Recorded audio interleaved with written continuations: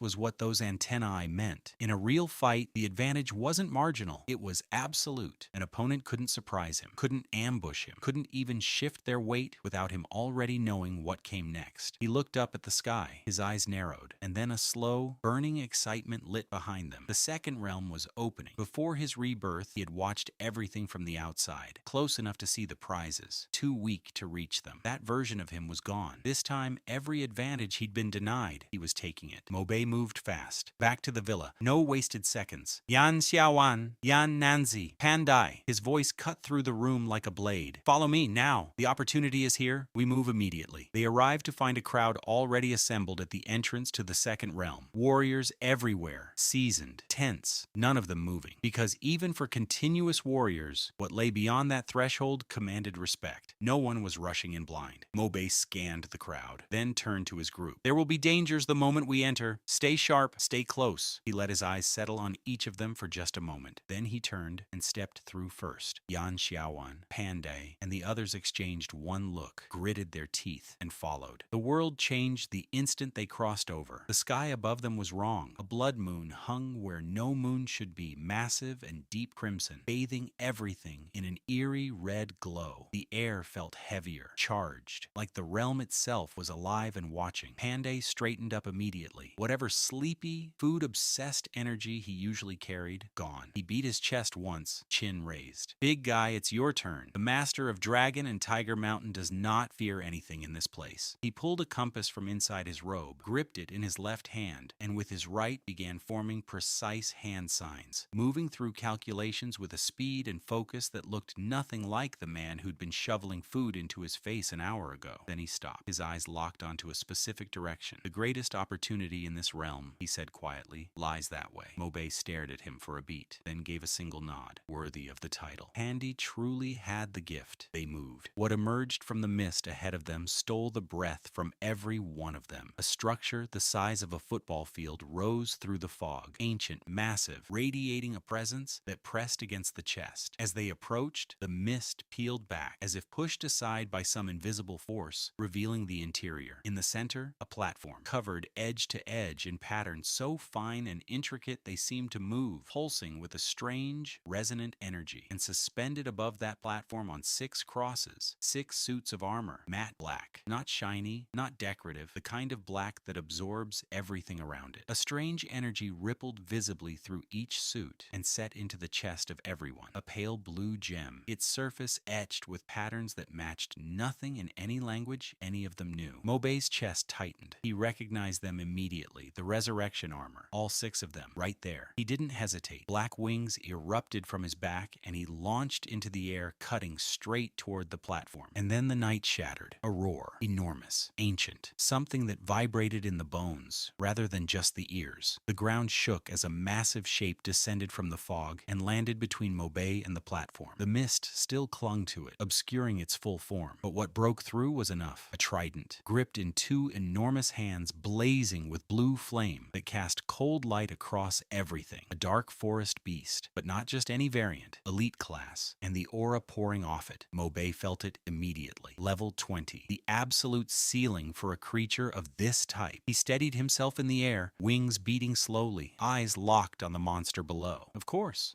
it wouldn't just be waiting on a shelf, but something nagged at him. In his past life, Panday had obtained this armor. He'd stood in this exact realm, faced whatever stood in his way, and he'd succeeded. So how? How had a Taoist divination master gotten past a level 20 dark forest elite? Mobay's eyes narrowed. That was the question, and the answer was somewhere in what he couldn't yet see.